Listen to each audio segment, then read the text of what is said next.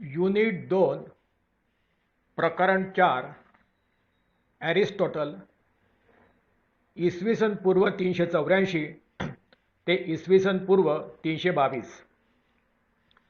Aristotle concept of ideal state, classification of state, thoughts on revolution, thoughts on slavery. परिचय, प्रभाव आणि ग्रंथसंपदा. जीवन परिचय. ॲरिस्टॉटल हा प्लेटोचा शिष्य आहे. प्लेटोप्रमाणेच किंबहुना प्लेटोपेक्षा काकणभर जास्त प्रमाणात तो आपल्या विविध विषयांवरील लिखाणांमुळे मान्य पावला.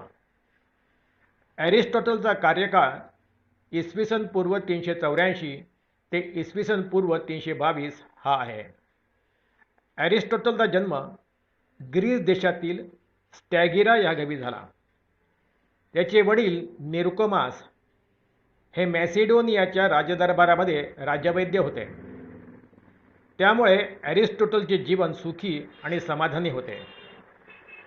ॲरिस्टॉटलने प्लेटोच्या शिक्षण संस्थेत 20 वर्षेपर्यंत प्लेटोकडून शिक्षण घेतले.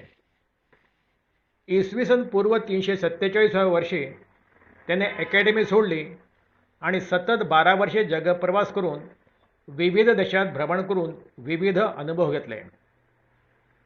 काही वर्षापर्यंत मॅसिडोनियाचा राजा सिकंदर याचे शिक्षक म्हणूनही काम केले. इसवी सन पूर्व 335 वर्षी अथेन्समध्ये त्याने लिसियम नावाची शिक्षण संस्था स्थापन केली आणि आपल्या मृत्यूपर्यंत तेथे अध्यापनाचे आणि अध्यापकाचे कार्य केले. ॲरिस्टॉटलने निरनिराळ्या विषयांवर एकूण 400 ग्रंथ लिहिलेत. त्यामध्ये मुख्यत्वे करून राज्यशास्त्र, नीतिशास्त्र, मानसशास्त्र, तर्कशास्त्र, सौंदर्यशास्त्र इत्यादी विषयांचा समावेश आहे. प्रश्न 1. ॲरिस्टॉटलच्या राज्यशास्त्र विषयावरील ग्रंथाचे थोडक्यात वर्णन करा. उत्तर. ॲरिस्टॉटलने राज्यशास्त्र विषयावर दी पॉलिटिक्स आणि दी कॉन्स्टिट्यूशन असे 2 ग्रंथ लिहिलेत. ॲरिस्टॉटलच्या वेळेची परिस्थिती प्लेटोच्या वेळी असलेल्या परिस्थितीसारखीच होती. ग्रीक नगरराज्यात यादवी आणि अराजकता होती. त्यामुळे राजकीय स्थैर्य आणि ऐक्य यावरच त्याने आपले लिखाण केंद्रित केले. राजकारणी लोकांना चांगले मार्गदर्शन करावे हाच त्याच्या राजकीय ग्रंथलेखनाचा मुख्य उद्देश होता. परंतु ॲरिस्टॉटल हा प्लेटोसारखा केवळ आदर्शवादी लेखक नव्हता. त्याच्या लिखाणात वास्तविकता होती. विश्लेषणात्मक, आगमनात्मक, तुलनात्मक आणि वैज्ञानिक पद्धतीचा अवलंब त्याने आपल्या लिखाणात केला. ॲरिस्टॉटलने जवळपास 150 नगरराज्यातील राजकीय बदलांची नोंद घेऊन त्या बदलांच्या कार्यकारणाचा वेध घेतला. त्याच्या ग्रंथरचनेत काव्य, अलंकार आणि उपमा यांचा जास्तीत जास्त उपयोग झालेला दिसत नसला तरी त्याच्या ग्रंथरचनेत निश्चितच वास्तविकता, यथार्थता आणि व्यावहारिकता यावर जास्तीत जास्त भर दिलेला दिसून येतो. दी पॉलिटिक्स हा ॲरिस्टॉटलचा राज्यशास्त्रातील अमोल असा ग्रंथ आहे. आदर्श राज्याचे आणि राज्यशास्त्राला वैज्ञानिक स्वरूप देण्याचे लिखाण त्याने या ग्रंथात केले. केवळ तत्त्वज्ञ राजा असल्याने आदर्श राज्य निर्माण होत नसते असे सांगून ॲरिस्टॉटलने राजकारणाच्या तपशिलावर नियमांचे वर्णन त्यात केले आहे. दी पॉलिटिक्स या ग्रंथात राज्यशास्त्र, कायदा, नीतिमत्ता आणि तत्त्वज्ञान यांचे वर्णन त्याने 8 विभागात केले आहेत. ते 8 विभाग असे आहेत. 1. राज्याचे स्वरूप आणि गुलामगिरी प्रथा. 2. प्लेटोच्या आदर्श राज्यावरील टीका. 3. नागरिकत्व आणि राज्ययंत्रणेचे स्वरूप. 4. इतर प्रकारच्या शासनाचे स्वरूप. 5 आणि 6 भागात क्रांती, क्रांतीचे प्रकार आणि क्रांती टाळण्याचे उपाय. 7. आदर्श राज्याचे वर्णन. 8. सिद्धांत आणि आदर्श. ॲरिस्टॉटलचा राज्यशास्त्रावरील दुसरा महत्त्वाचा ग्रंथ दी कॉन्स्टिट्यूशन हा आहे. ॲरिस्टॉटल असे स्पष्ट करतो की राज्यात दुफळी माजण्याचे आणि अस्थिरता निर्माण होण्याचे प्रमुख कारण सदोष संविधानाचा अवलंब हेच आहे. म्हणून तत्कालीन संविधानाचा तौलनिक अभ्यास करून त्याने नगरराज्यासाठी आदर्श संविधान कसे असावे ह्याचा विचार दी कॉन्स्टिट्यूशन या ग्रंथात केला. परंतु आपले राजकीय विचार, राजकीय आदर्श आणि राजकीय तत्त्वज्ञान मांडताना ॲरिस्टॉटलने प्लेटोसारखी टोकाची भूमिका घेतली नाही. त्याने प्रत्येक प्रश्नावर सुवर्ण मध्यस्थाची भूमिका घेतली हे त्याच्या राजकीय ग्रंथाच्या अभ्यासावरून स्पष्ट होते. ॲरिस्टॉटलच्या राजकीय विचारांवर प्लेटोच्या दी लॉज ग्रंथाचा विशेष प्रभाव पडला आहे. कारण दी लॉज ग्रंथातील व्यावहारिक प्रतिपादनाला तो श्रेष्ठ व आदर्श मानतो. ॲरिस्टॉटलने बौद्धिक क्षेत्रात जे घवघवीत यश प्राप्त केले त्याला इतिहासात तोड नाही. त्यामुळे ॲरिस्टॉटलला जाणकारांचा गुरु असे म्हणतात. राज्यशास्त्रावरील त्याच्या लिखाणात त्याने नीतिशास्त्रापासून राज्यशासनाची फारकत करून राज्यशास्त्राला स्वतंत्र दर्जा प्राप्त करून दिला. त्यामुळे त्याला राज्यशास्त्राचा पिता, फादर ऑफ पॉलिटिकल सायन्स असे म्हणतात. ज्याचे अनेक ग्रंथ काळाच्या उदरात लुप्त झाले असा सर्वश्रेष्ठ राज्यशास्त्रज्ञ ॲरिस्टॉटल आहे. परंतु त्याच्या लिखाणात फक्त नगरराज्यांचाच विचार आढळतो. प्लेटोचे सिद्धांत आणि निष्कर्ष त्याने बहुअंशी स्वीकारले. राजकीय संघटनेचे एक एक साम्राज्य झाले आहे याचा ॲरिस्टॉटलने विचार केला नाही. त्यामुळे नगरराज्य हाच त्याचा आदर्श होता. भूतकाळाचा विचार करणे ह्यावर त्याने भर दिला आणि वर्तमान काळाकडे दुर्लक्ष केले. ॲरिस्टॉटलचा शिष्य सिकंदर याने भारतापर्यंतचा प्रदेश पादाक्रांत करून जे साम्राज्य स्थापन केले त्याचा विचार ॲरिस्टॉटलने केलाच नाही. अशा प्रकारचे आक्षेप ॲरिस्टॉटलच्या राजकीय विचारांवर घेतले जातात. ते आक्षेप खरे असले तरी ॲरिस्टॉटल हा जिज्ञासू पंडित होता असे म्हणणेच योग्य ठरते. त्याचे ज्ञान विश्वकोशापेक्षा अफाट होते असे आपणास सांगता येते. प्रश्न 2. प्लेटो व ॲरिस्टॉटल यांच्या विचारातील भेदांची प्रमुख कारणे थोडक्यात विशद करा. उत्तर. प्लेटोच्या शिकवणीतून ॲरिस्टॉटलच्या विचारांना चालना मिळाली असे पुष्कळदा म्हणण्यात येते आणि तसे पुरावे आपणास दाखविता येतात. कारण प्लेटोच्या अकॅदमीची दीक्षा ॲरिस्टॉटलने घेतली होती. ॲरिस्टॉटल हा प्लेटोचा शिष्य होता इतके जरी असले तरी प्लेटोच्या विचारांचा कोणताही परिणाम ॲरिस्टॉटलच्या विचारांवर झालेला दिसून येत नाही. याला कारण म्हणजे प्लेटो व ॲरिस्टॉटल यांच्या भूमिकेत असलेला मूलगामी फरक होय. प्लेटो हा आदर्शवादी होता. आदर्श राज्याचा विचार करताना प्लेटोने ते राज्य प्रत्यक्षात निर्माण करता येईल किंवा नाही याचा विचार केलेला नाही. आपल्या लॉज नावाच्या ग्रंथात आपल्या विचारातील फेरबदल करतानाही प्लेटो म्हणतो की रिपब्लिकमधील राज्य हे बेस स्टेट आहे, पण तशी माणसे या भूमीवर उपलब्ध नाहीत, म्हणून कायद्याची अधिसत्ता तो मान्य करतो. प्लेटो त्याच्या विचारात दार्शनिक होता, पण ॲरिस्टॉटल हा मात्र वास्तववादी दिसून येतो. जे वास्तविक परिस्थितीत उतरवणे शक्य असेल त्याचाच आदर्श प्रस्थापित करावा ही त्याची भूमिका आहे.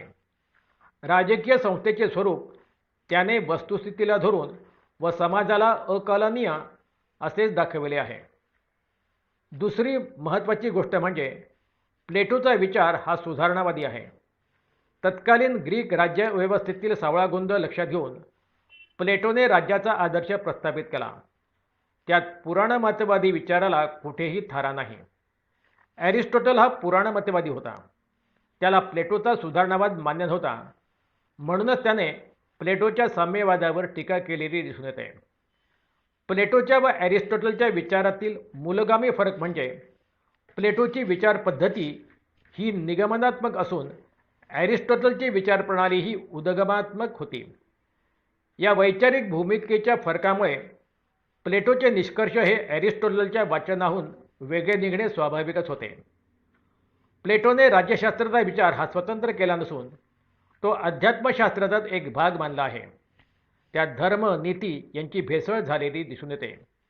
विशेषतः प्लेटोला अभिप्रेत असलेले मानवी ध्येय हे मानवाच्या सद्गुणांचा विकास करणे असे होते. सर्व समाजाला ज्ञानी करणे म्हणजे समाजात प्रगती साधणे असे त्याच्या नॉलेज इज व्हर्च्यू या विचारात दिसून येते. त्याच्या आदर्श राज्याचा पाया हा उच्च नीतिकल्पनेवर आधारलेला होता. ॲरिस्टॉटलने मात्र राज्यशास्त्राला या नीतिकल्पनेच्या जाळ्यातून वेगळे काढून त्याला स्वतंत्र स्थान प्राप्त करून दिले. मॅकेव्हेली तत्त्वज्ञानाप्रमाणेच politics has nothing to do with morality अशी भूमिका ॲरिस्टॉटलची दिसून येते. त्याने त्याच्या नावाच्या ग्रंथात राज्यविषयक विचारांचेच मंथन केलेले आहे, तर प्लेटोचा रिपब्लिक हा ग्रंथ सर्व शास्त्रांचे मिश्रण आहे. त्यात गणित, सांख्यिकीपासून तो नीतीपर्यंत सर्वच विषय हाताळलेले दिसून येतात. वरील विवेचनावरून असे आढळून येते की प्लेटोच्या तुलनेत ॲरिस्टॉटल हा समाज जीवनाचा अधिक सूक्ष्म अभ्यासक होता. तो म्हणतो की मनुष्य हा समाजातील प्राणी असून राजकीय प्रवृत्ती धारण करणारा आहे. तेच प्लेटो माणसाला नैतिक प्राणी म्हणून संबोधतो. त्यामुळे प्लेटोपेक्षा ॲरिस्टॉटलच्याच विचारांचा प्रभाव फार मोठ्या प्रमाणात पलीकडच्या राजकीय विचारांवर झालेला दिसून येतो. प्रश्न 3. ॲरिस्टॉटल हा अर्वाचीन राज्यशास्त्राचा जनक आहे असे काय म्हटले जाते? उत्तर. राज्यशास्त्राच्या इतिहासात थोडा विचार केल्यास ॲरिस्टॉटलच्या पूर्वकाळात राजकीय विचार नावाने ओळखला जाणारा कोणताही विचार अस्तित्वात होता. मानवी जीवनाचा विचार हा नीती, धर्म यांच्या संदर्भातच प्रामुख्याने केला जात असे. प्लेटो किंवा तत्पूर्वी सॉक्रेटस किंवा सोफिस्ट लोकांचे विचार हे जरी सुधारणावादी असले तरी ते नीतीच्या संदर्भात प्रमाण मानले जात असत. मानवी जीवनाचा सूक्ष्म अभ्यास करून विश्लेषणात्मक भूमिका ॲरिस्टॉटल पूर्वी कोणत्याही राजनीतिज्ञाची आढळून येत नाही. याचे मूळ कारण म्हणजे त्यांच्या मानवी जीवनासंबंधीच्या अपेक्षा मानवाच्या क्षमतेपेक्षा कितीतरी पटीने अधिक होत्या. प्लेटोने आपला आदर्शवाद मांडताना मानवातील न्यूनतेचा विचार केला नाही. इतकेच नव्हे तर मानवी मनाचाही विचार त्याने केलेला दिसून येत नाही. मनुष्य हा एक वस्तू आहे असे मानूनच त्याने आपले तत्त्वज्ञान प्रतिपादन केले. पण ॲरिस्टॉटलने माणसाच्या मानसशास्त्रीय बाजूंचा विचार करून आपली वास्तववादी भूमिका वठवलेली दिसून येते. या संदर्भात त्याने मानवी जीवनाचे केलेले विश्लेषण पाहण्यासारखे आहे. तो म्हणतो की मनुष्य हा समाजशील प्राणी आहे. म्हणजे इतर प्राणीमात्रांप्रमाणे केवळ अन्न, वस्त्र व निवारा एवढ्याच त्याच्या प्राथमिक गरजा नसून राजकीय गरज ही सुद्धा त्याला मूलभूत स्वरूपाची आहे. दुसरे महत्त्वाचे तत्त्व म्हणजे मानवी जीवनाचे ध्येय हे चांगले मानवी जीवन निर्माण करणे हे होय व यासाठीच राज्य नावाच्या राजकीय संस्थेची निर्मिती झालेली आहे. तो म्हणतो की अवतरणामध्ये the state has come into being for life and continued for good life. व्यक्ती हे साध्य नसून राज्य हे साधन आहे. व्यक्ती हे साध्य असून राज्य हे साधन आहे. राज्य व्यक्तीसाठी असून तिचे हितसंवर्धन करणे हेच राज्याचे मुख्य कर्तव्य आहे असे तो म्हणतो. ही अरिस्टॉटलची भूमिका प्राचीन विचारांच्या विरोधी आहे. प्राचीन विचारात व्यक्तीपेक्षा राज्य श्रेष्ठ असे मानले जाईल. इतकेच नव्हे तर राज्यासाठी व्यक्ती आहे असे विचार प्राचीन ईश्वरदत्त सिद्धांताचे द्योतक आहे. या धार्मिक झगड्यातून ॲरिस्टॉटलने राज्याला अलग करून त्याला स्वतंत्र स्थान प्राप्त करून दिले. राज्य हे मानवनिर्मित आहे या विचाराला त्याने सर्वप्रथम चालना दिलेली दिसून येते. ॲरिस्टॉटलने राज्यशास्त्राचा विचार करीत असताना इतर अंगांचा विचार केला नाही असे नाही. त्याने अर्थशास्त्राचा राजकीय जीवनावर होणारा परिणामही विचारात घेतलेला दिसून येतो. क्रांतीच्या कारणात राज्यकर्त्यांची नीतिमत्ता ढासळली तर जशी क्रांती घडते असे तो म्हणतो, तसेच त्याने मानलेले धनिकतंत्र व लोकशाही हे शासनाचे प्रकार आर्थिक स्थितीचाही विचार करणारे आहेत. त्याने आपल्या संपत्ती संबंधीच्या विचारात संपत्तीला मानवी प्रगतीचे एक महत्त्वाचे साधन मानले आहे. ॲरिस्टॉटलने व्यक्ती व राज्य यांचे संबंध जरी सावयव ऑर्गॅनिक स्वरूपाचे मानले असले व व्यक्ती जीवनाचे खरे साफल्य राज्याचा सभासद होण्यात आहे असे त्याने विदित केले असले तरी राज्य हे व्यक्तिविकासाचे साधन नसून व्यक्ती हे त्याच्या मते साध्य आहे. त्याने व्यक्ती स्वातंत्र्याचा पुरस्कार केला आहे. त्याच्या मते खरे स्वातंत्र्य हे घटनात्मक कायद्यावर बघण्यातच साठवलेले आहे. प्लेटोप्रमाणे त्याने कोणत्याही व्यक्तीची सत्ता न मानता कायद्याची सत्ता प्रमाण मानली आहे. ॲरिस्टॉटलच्या विचारातील सर्वात महत्त्वाचा विचार म्हणजे ॲरिस्टॉटलने सर्वप्रथम घटनात्मक शासनाचा पाया घातलेला आहे. कायदा हा सार्वभौम असून सरकार हे कायद्याचे नोकर आहेत ही कल्पना ॲरिस्टॉटलने मांडली व त्याच्यापासून स्फूर्ती घेऊन सेंट थॉमस मॅकॅव्हली व अर्वाचीन काळातील बेंथम व मिलसारखे व्यक्तिस्वातंत्र्यवादी व संविधानवादी शास्त्रज्ञ निर्माण झालेत. ॲरिस्टॉटलने शासनाचा विचार करताना शासनाचे स्वरूप, शासनाची कार्ये व त्यांचे सत्ता विभाजन यांचा सविस्तर विचार केलेला आहे. शासनाची घटनात्मक प्रतिष्ठा व त्याचे अधिकार क्षेत्र, संविधानवादातून निर्माण झालेले विषय आज जरी सविस्तर चर्चेला घेतले जात असले तरी त्या विषयाबाबत संक्षिप्तपणे होईना पण सूत्रबद्ध विचार ॲरिस्टॉटलने प्राचीन काळात मांडून ठेवले आहेत. इतकेच नव्हे तर आजच्या लोकमताधिष्ठित सरकारची ही चर्चा त्याने आपल्या राजकीय विचारात केली आहे. तो म्हणतो अवतरणामध्ये, बदलत्या लोकमतानुसार क्रांती होऊन सरकार बदलते. अवतरण पूर्ण. म्हणजे सरकारला लोकमताचे अधिष्ठान असणे त्याने प्रमाण मानले आहे.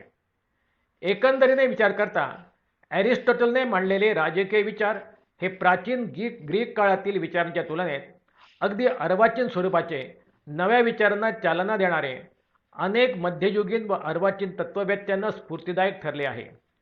ॲरिस्टॉटलचा द पॉलिटिक्स हा ग्रंथ म्हणजे the richest treasure that has come down to us from antiquity Zeller असा प्रमाण ग्रंथ मानला जातो. ॲरिस्टॉटलने या ग्रंथाद्वारे प्राचीन अध्यात्मशास्त्रापासून राजकीय विचारांना अलग करून स्वतंत्र राजनीतिशास्त्राची प्राणप्रतिष्ठा केली आहे. म्हणून ॲरिस्टॉटलला अर्वाचीन राज्यशास्त्राचा जनक असे गौरवण्यात येते. राज्यविषयक विचार, थिअरी ऑफ स्टेट. प्रश्न 1. ॲरिस्टॉटलचे राज्यविषयक विचार थोडक्यात स्पष्ट करा. उत्तर. ग्रीक शास्त्रज्ञ ॲरिस्टॉटल हा राज्यशास्त्राचा जनक म्हणून ओळखला जातो कारण त्याने सर्वप्रथम राज्यविषयक विचार स्वतंत्ररित्या मांडलेले दिसून येतात. प्राचीन ग्रीक तत्त्वज्ञानात राज्यशास्त्र हा एक अध्यात्मशास्त्राचाच भाग समजला जात असे. प्लेटोच्या तत्त्वज्ञानात प्लेटोनेही राजकीय विचार नीतिशास्त्राशी जोडलेले आहेत, परंतु ॲरिस्टॉटलने राजकीय तत्त्वज्ञानाची स्वतंत्र मांडणी आपल्या पॉलिटिक्स या ग्रंथात केली असून राज्याला नैतिक ध्येय नसून चांगले मानवी जीवन निर्माण करणे हे भौतिकवादी ध्येय अरिस्टॉटलने प्रदान केले आहे.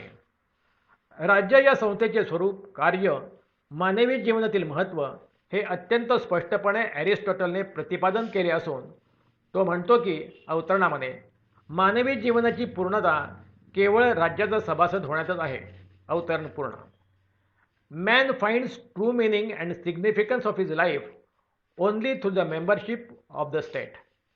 म्हणून राज्याचे सभासद होणे हे मानवी जीवनाचे ध्येय मानले आहे. कंसामध्ये to be the member of the state is the ultimate end of the human life. कंस पूर्ण. ॲरिस्टॉटलने पुढील प्रकारचे राज्याचे स्वरूप वर्णन केलेले दिसून येते. 1. राज्य ही एक नैसर्गिक संस्था आहे. राज्य ही निसर्गतः निर्माण झालेली संस्था आहे असे ॲरिस्टॉटल मानतो. कुटुंब, कुळ, संघ, राज्य अशा प्रकारे अवस्थानुरूप राज्य विकसित झाले. तो म्हणतो की माणसाच्या प्राथमिक स्वरूपाच्या गरजांची पूर्ती करण्यास कुटुंब संस्था निर्माण झाली. कंसामध्ये families do not attain self sufficiency, therefore the process of growth from families to state is essential. कंस पूर्ण. अशा प्रकारे कुटुंबातील न्यूनतेतून राज्याकडे मानवी समाज गेलेला आहे. राज्य हे मानवी जीवनाला स्थैर्य देण्यास निर्माण झाले व ते चांगले मानवी जीवन निर्माण करण्यास टिकून राहिले. राज्याच्या नैसर्गिकतेचे वर्णन करताना ॲरिस्टॉटल म्हणतो की ज्याप्रमाणे माणसाला भाषा बोलणे, घरे बांधणे या गोष्टी नैसर्गिक झाल्या आहेत त्याचप्रमाणे राज्यही आहे, कारण समाजातील माणसे तितक्याच स्वाभाविक रीतीने एकत्र येऊन राज्य निर्माण करतात. मनुष्य हा राजकीय प्राणी आहे. त्याच्या भाषण किंवा संभाषण करण्याच्या गुणधर्मामुळे त्याला राजकीय अस्तित्व प्राप्त झाले आहे. म्हणून राज्यासारखी राजकीय संस्था मानवासारख्या राजकीय प्राण्यांद्वारे निर्माण होणे स्वाभाविकच आहे. 2. राज्य ही सर्वश्रेष्ठ संस्था आहे. राज्य ही केवळ संस्थांची संस्था नसून सर्व संस्थांहून श्रेष्ठ आहे, कारण राज्याचे ध्येय सर्वश्रेष्ठ असे चांगले नागरिक जीवन निर्माण करणे हे आहे. इतर संस्थांचा उद्देश मर्यादित असतो, तर राज्य हे नागरिकांच्या अंतिम हितांचा विचार करीत असते. राज्य हे कुटुंब व वेगवेगळ्या संस्थांचा समुच्चय असून मानवी जीवनाची चांगली निर्मिती करणे हे राज्याचे कर्तव्य आहे. कंसामध्ये state has come into being for life and continued for good life. कंस पूर्ण. व्यक्तिविकास व चांगले मानवी जीवन हा राज्याचा मूळ हेतू आहे. 3. राज्य ही सेंद्रिय वस्तू आहे. ॲरिस्टॉटलने राज्य हे इंद्रियधारी प्राण्याप्रमाणे मानले आहे. राज्य आणि व्यक्ती यांचा संबंध सावयव स्वरूपाचा असून राज्यात राहूनच व्यक्तीची प्रगती त्याने अपेक्षिली आहे. जोपर्यंत व्यक्ती राज्याचा घटक होत नाही तोपर्यंत व्यक्तीच्या जीवनाला खरा अर्थ प्राप्त होत नाही असे तो म्हणतो. ज्याप्रमाणे प्राणी शरीरातील अवयवांचा विकास हा शरीराबरोबर होतो तसा व्यक्तिविकास राज्याबरोबरच होत असतो. ॲरिस्टॉटलने राज्याचे स्वरूप सेंद्रिय ऑर्गॅनिक जरी मानले असले तरी राज्य हे अवयवधारी प्राणी आहे असे त्याला म्हणावायचे नाही. उलट राज्य हे साधन तर व्यक्ती हे साध्य मानले आहे.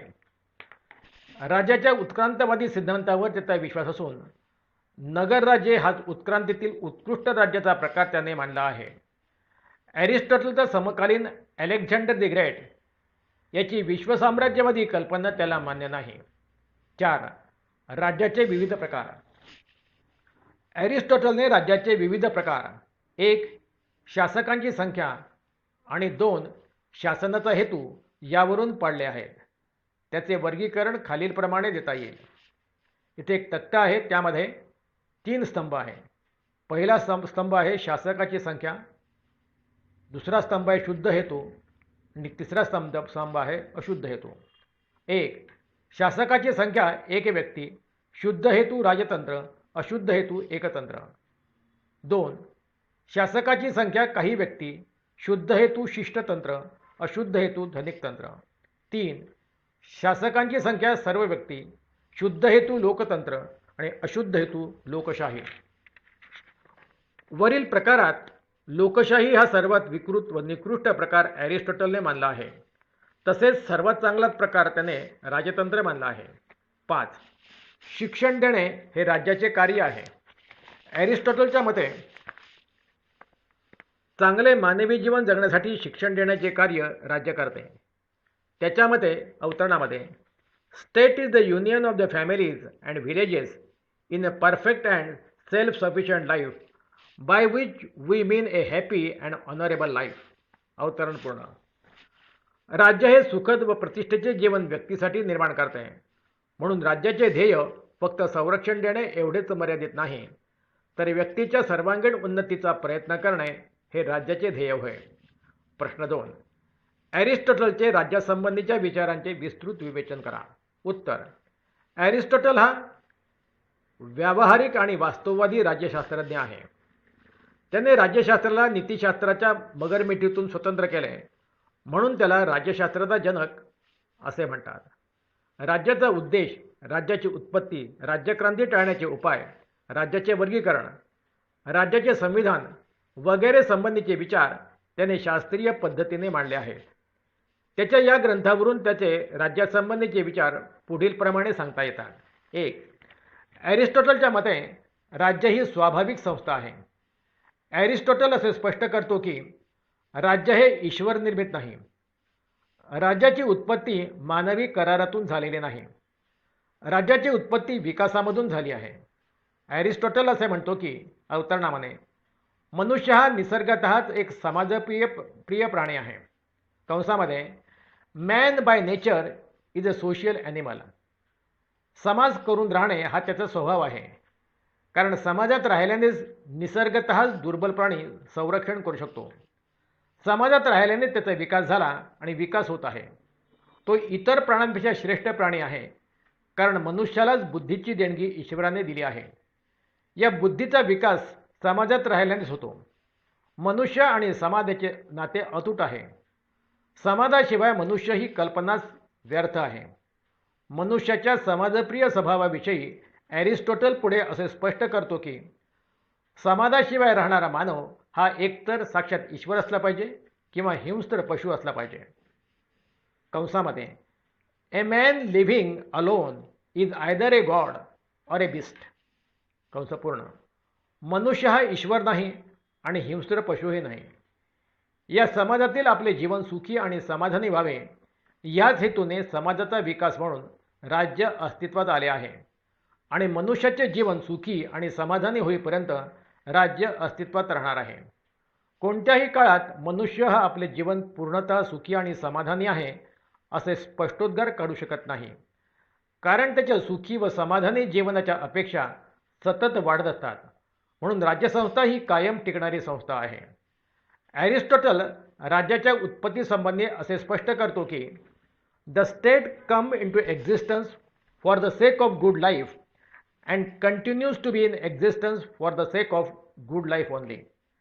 अशा प्रकारे मानवी स्वभावातून राज्यसंस्था निर्माण झाली आहे आणि मानवाचे सुखी समाधानी जीवन पूर्ण होईपर्यंत ही संस्था कायम टिकणार आहे. 2. राज्य हे मानवी शरीरासारखे आहे. मानवी शरीरात हात, पाय, कान, नाक, डोळे असे अनेक अवयव आहेत. त्यांचे नाते अतूट आहे. ते परस्परांशी एका सूत्रात बांधले गेले आहेत. मानवी शरीराच्या बाहेर या अवयवांना स्वतंत्र अस्तित्व नाही. त्याचप्रमाणे राज्य आणि समुदाय यांचे नाते अतूट आहे. समुदायातील व्यक्तींचे अस्तित्व राज्यावर आणि राज्याचे अस्तित्व समुदायावर अवलंबून आहे. शरीर जिवंत असेपर्यंत शरीरातील प्रत्येक अवयवाला आपले विशिष्ट कार्य करावे लागते. त्या कार्यावरच शरीराचे अस्तित्व टिकून राहते. त्याच पद्धतीने राज्यातील घटकांना आपली विशिष्ट कार्य करावी लागतात. त्यामुळे राज्यसंस्था कायम टिकून राहते. म्हणून राज्य म्हणजे अजस्त्र मानवी प्राणी आहे. हे विधान ॲरिस्टॉटल मान्य करतो. अशा प्रकारे राज्य आणि व्यक्तीच्या संबंधातील सावयव सिद्धांताचा म्हणजे ऑर्गॅनिक थिअरीचा ॲरिस्टॉटल हा आद्य पुरस्कर्ता आहे. 3. राज्य म्हणजे सर्वोच्च मानवी समुदाय आहे. मनुष्याचे अंतिम ध्येय श्रेष्ठ जीवनाची प्राप्ती करणे हे आहे. या श्रेष्ठ जीवनाची पूर्तता राज्यात राहिल्यानेच होते. मनुष्य जीवनात अनेक गरजा आणि अडचणी असतात. त्या गरजा पूर्ण करणे, अडीअडचणी दूर करणे म्हणजे समाजात राहिल्यानेच ते शक्य होते. या समुदायाला नियंत्रित करण्याचे आणि समाजात शांतता सुव्यवस्था निर्माण करण्याचे महत्त्वाचे कार्य राज्यास करावे लागते. म्हणून समुदायांचा समुदाय म्हणजे राज्यसंस्था होय. ही राज्यसंस्था समुदाय संस्थेपेक्षा श्रेष्ठ किंवा सर्वोच्च संस्था आहे, कारण राज्याच्या अभावी कोणत्याच समुदायाला संरक्षण लाभत नसते आणि आपल्या गरजाही पूर्ण करता येत नाहीत. मानवाला सुखी आणि समाधानी जीवनाची प्राप्ती करून देणे हेच राज्याचे अंतिम ध्येय असते. त्यासाठी राज्यसंस्था कायदे करून समाजाला आणि समाजातील व्यक्तींना वाईट मार्गापासून, दुर्गुणांपासून परावृत्त करते. म्हणून राज्य ही सर्वश्रेष्ठ संस्था आहे. 4. राज्य विकसनशील संस्था आहे. मानवाची सर्वांगीण प्रगती करणे हेच राज्याचे प्रमुख आणि अंतिम ध्येय आहे. या राज्यसंस्थेचा विकास झाला आणि होत आहे. या राज्याची निर्मिती ईश्वराने केली नाही. कुटुंब करून राहणे या मानवी स्वाभाविक प्रवृत्तीतून कालांतराने मनुष्य समाज निर्माण झाला. मानवी गरजांची पूर्तता करणे कुटुंबाला आणि समाजाला अशक्य झाले, कारण मानवाच्या गरजा असंख्य आणि सतत वाढणाऱ्या अशा आहेत. त्या गरजांची पूर्तता करण्यासाठी अनेक समाजांचे मिळून गाव तयार झाले. कालांतराने गाव ही मानवी संस्थासुद्धा मानवी गरजा पूर्ण करण्यास असमर्थ ठरली. याचा परिणाम म्हणून राज्यसंस्था निर्माण झाली. ही राज्यसंस्था व्यक्तीचा सर्वांगीण विकास करण्यासाठी निर्माण झाली. अशा प्रकारे राज्यसंस्था ही विकसनशील संस्था आहे. 5. व्यक्तीपेक्षा राज्य श्रेष्ठ आहे. राज्याच्या विकासात कुटुंबाचा, गावाचा आणि तेथील समाजाचा महत्त्वाचा वाटा आहे. अशा राज्यात मानवी गरजा पूर्ण होतात आणि मनुष्याला आपले जीवन सुखाने आणि समाधानाने घालविता येते. त्यामुळे ॲरिस्टॉटल असे म्हणतो की राज्यसंस्था मानवापेक्षा आणि मानवनिर्मित कोणत्याही संस्थेपेक्षा श्रेष्ठ संस्था आहे. म्हणूनच ॲरिस्टॉटल असे म्हणतो की राज्याच्या नियंत्रणात राहणे हे मानवाचे आद्य कर्तव्य आहे. 6. राज्य म्हणजे विविधतेतील एकता. ॲरिस्टॉटल हा प्लेटोसारखा राज्यासाठी व्यक्ती आहे, व्यक्तीसाठी राज्य नाही, अशा मताचा पुरस्कार करीत नाही. राज्य हे व्यक्ती विकासाचे एक साधन आहे, ते साध्य नाही असे ॲरिस्टॉटल म्हणतो. राज्य हे एक मानवी समुदायाचे विशाल स्वरूप आहे. या राज्यरूपी समुदायात भिन्न प्रकारचे लोक राहतात. त्यांचे आचार विचार भिन्न असतात. परंतु संगीतामध्ये ज्याप्रमाणे राग ताल आणि आलाप यांचा सुरेख संगम करून उत्कृष्ट संगीत निर्माण करता येते, त्याचप्रमाणे या मानवी समुदायातील विभिन्न विचारांचे संमिश्रण करून विविधतेमध्ये एकता निर्माण करता येते असे ॲरिस्टॉटल म्हणतो. म्हणून तो राज्याच्या केंद्रीकरण सत्तेला विरोध करतो. 7. राज्य ही उत्कृष्ट शिक्षण संस्था आहे. प्लेटोप्रमाणे ॲरिस्टॉटल हा शिक्षणाला महत्त्व देतो, कारण शिक्षणामुळेच मनुष्याच्या मनातील अंधकार आणि दुर्गुणांचा नाश होतो.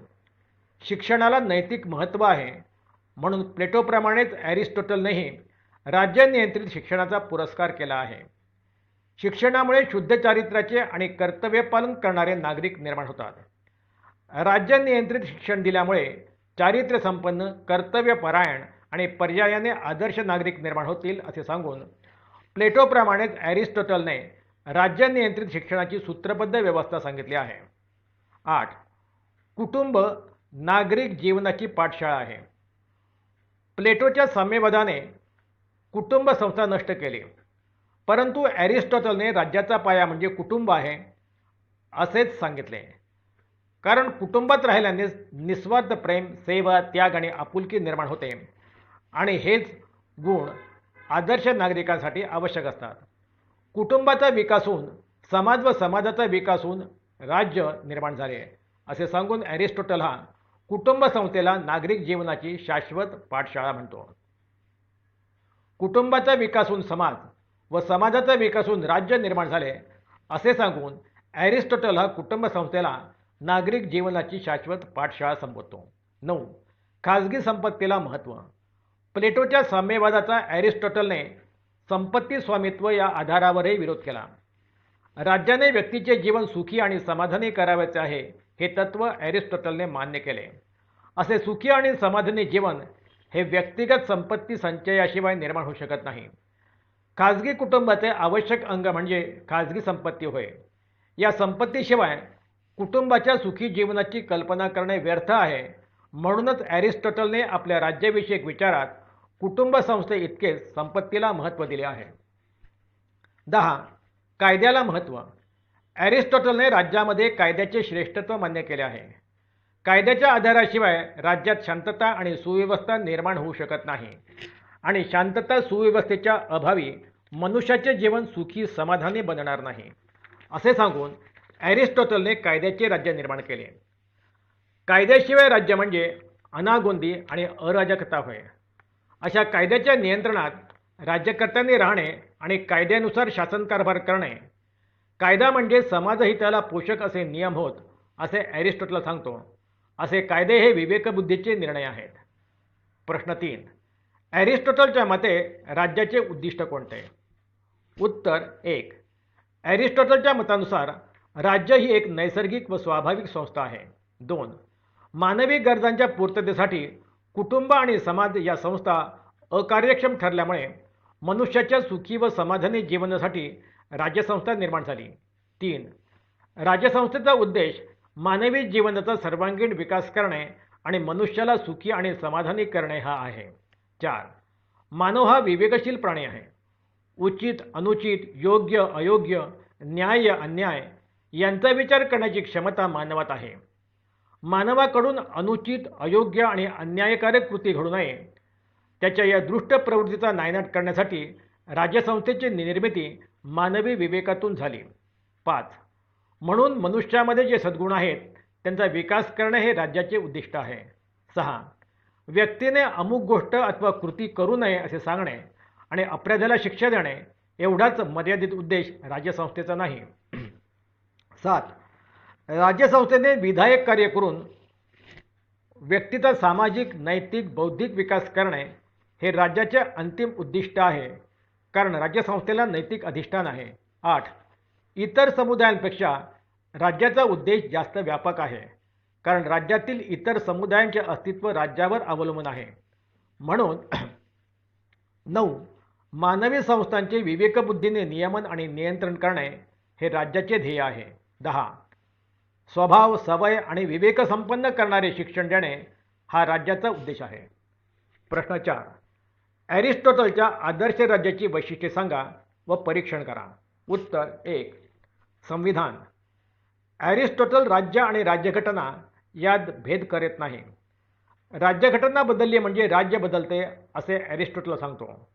म्हणून आदर्श राज्याचा विचार करताना ॲरिस्टॉटलने परिस्थिती सापेक्ष संविधानाला विशेष महत्त्व दिले. असे आदर्श राज्य सर्व परिस्थितीत आणि सर्व देशांमध्ये उत्कृष्ट ठरेल असे तो मानित नाही. राज्याची राज्यघटना स्थिर आणि लोकोपयोगी असावी. तिला सामान्य जनतेचा पाठिंबा असावा असे तो सांगतो. 2. शासन प्रकार. ॲरिस्टॉटलच्या आदर्श राज्यातील शासन व्यवस्था लोकशाही प्रधान आहे. ती शासन व्यवस्था जनतेच्या सहभागावर आधारित आहे. राजकीय विचारविमर्श, प्रशासन आणि न्यायदान शासकीय कार्य करण्याची जबाबदारी तो मध्यम वर्गावर टाकतो. कोणत्याही एका टोकाला जाणारी व्यवस्था त्याला मान्य नाही. कुलीनतंत्रात श्रीमंत आणि गरीब वर्गात आर्थिक विषमता असते. त्यामुळे राज्यशासन अस्थिर बनते. म्हणून लोकशाही आणि धनिकशाही यांच्यातील गुणांचा समुच्चय करणारी राजतंत्रात्मक शासन व्यवस्था तो आदर्श राज्यासाठी योग्य मानतो. 3. राज्याची 6 अंगे.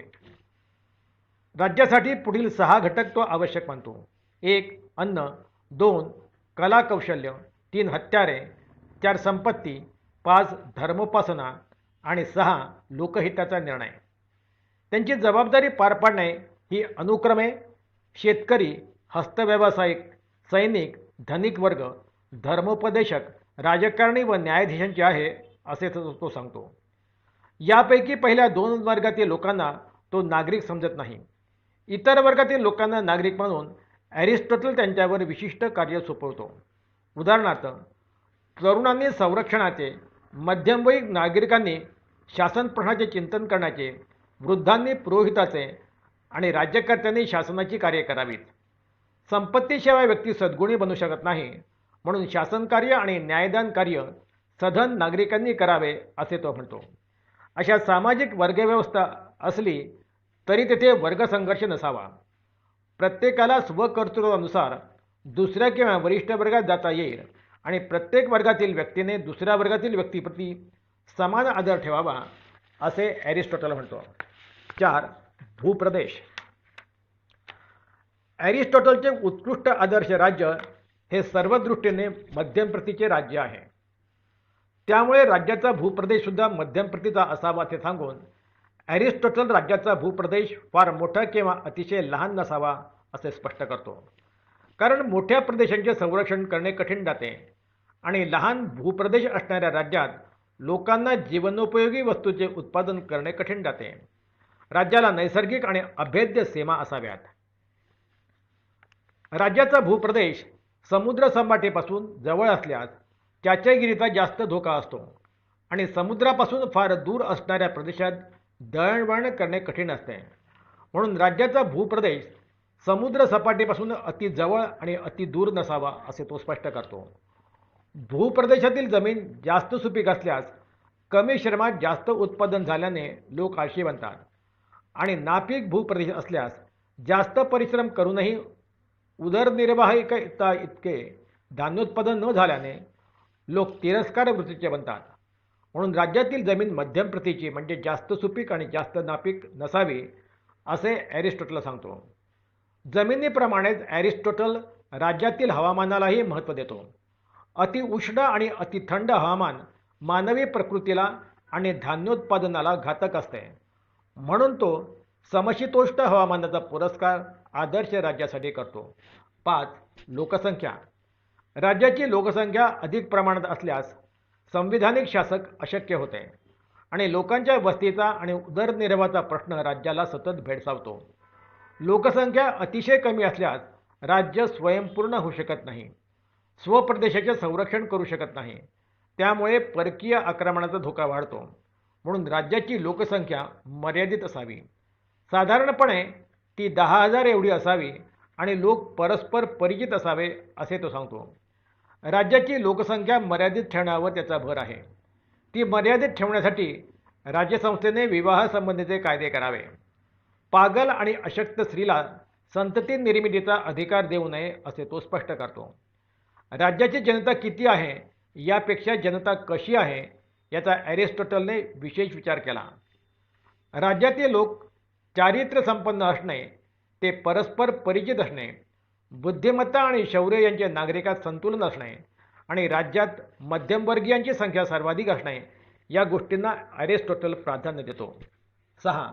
नागरिकांचे चारित्र्य.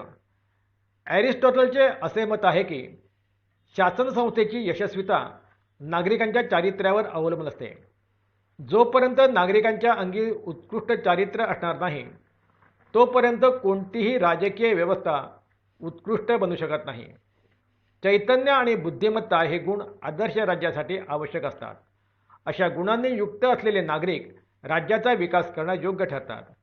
ग्रीक संस्कृती ही श्रेष्ठ आहे कारण ग्रीक लोकांमध्ये युरोपियन जातीमधील चैतन्य आणि आशियन जातीमधील बुद्धिमत्ता हे 2 गुण आहेत. 7. शिक्षण व्यवस्था. आदर्श राज्य निर्मितीसाठी आणि टिकवण्यासाठी शिक्षण व्यवस्था फार महत्त्वाची आहे असे ॲरिस्टॉटल सांगतो. शिक्षणाच्या बाबतीत त्याच्यावर प्लेटोची छाप पडली आहे. मानवी जीवन सुखी आणि समाधानी करणे हे राज्याचे उद्दिष्ट आहे.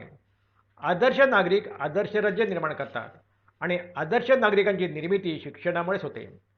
चारित्र्य, कर्तव्यशीलता आणि कर्तव्याची जाणीव मनुष्याला शिक्षणामुळे होते. शिक्षणामुळे मनुष्याचा सर्वांगीण विकास होतो. स्वभाव, विवेक आणि सवय हे सद्गुण शिक्षणामुळेच वाढीस लागतात. आदर्श राज्याचे नागरिक चारित्र्य संपन्न, सशक्त आणि कर्तव्य तत्पर असणे आवश्यक आहे. शिक्षणामुळे या तिन्ही गुणांची वाढ होते. याशिवाय सहिष्णुता, मैत्री, तडजोड आणि बंधुत्व हे गुण शिक्षणामुळेच वाढतात. त्यामुळे ॲरिस्टॉटलने बालकाला जन्मापासून त्याच्या 21 वर्षे वयापर्यंतची अनिवार्य आणि राज्य नियंत्रित शिक्षण व्यवस्था सांगितली आहे. परंतु कठोर सैनिकी शिक्षणाला ॲरिस्टॉटलचा विरोध आहे. 8. संपत्ती. ॲरिस्टॉटलने आदर्श राज्यासाठी व्यक्तीला संपत्तीचा अधिकार देणे योग्य आणि आवश्यक मानले आहे.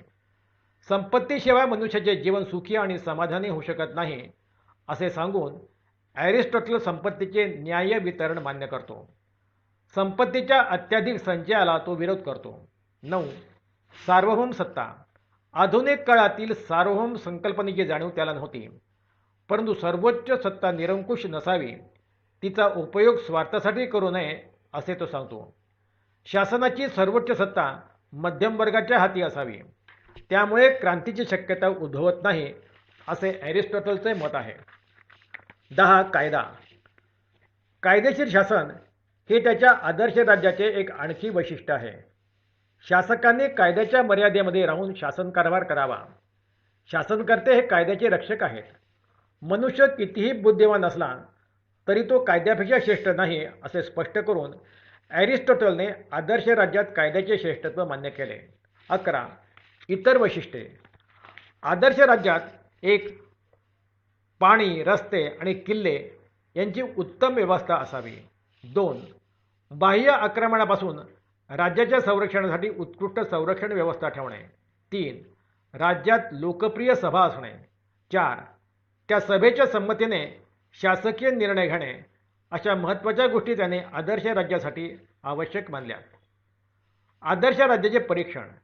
ॲरिस्टॉटलने आदर्श राज्य निर्मितीसंबंधी व्यवहार्य दृष्टिकोन स्वीकारला आहे. त्याने प्लेटोसारखे केवळ कल्पनेच्या भरारीवर आदर्श राज्य निर्माण केले नाही. असे असले तरी त्याच्या आदर्श राज्यात पुढील उणीवा किंवा दोष आहेत. 1. गुलामगिरीचे समर्थन.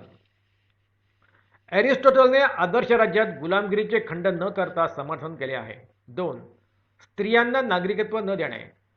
प्लेटोने स्त्रियांना आदर्श राज्याच्या शासनात सहभागी केले, परंतु स्त्रियांचा सहभाग नाकारून ॲरिस्टॉटलने स्त्रीवर्गावर अन्याय केला आहे. 3.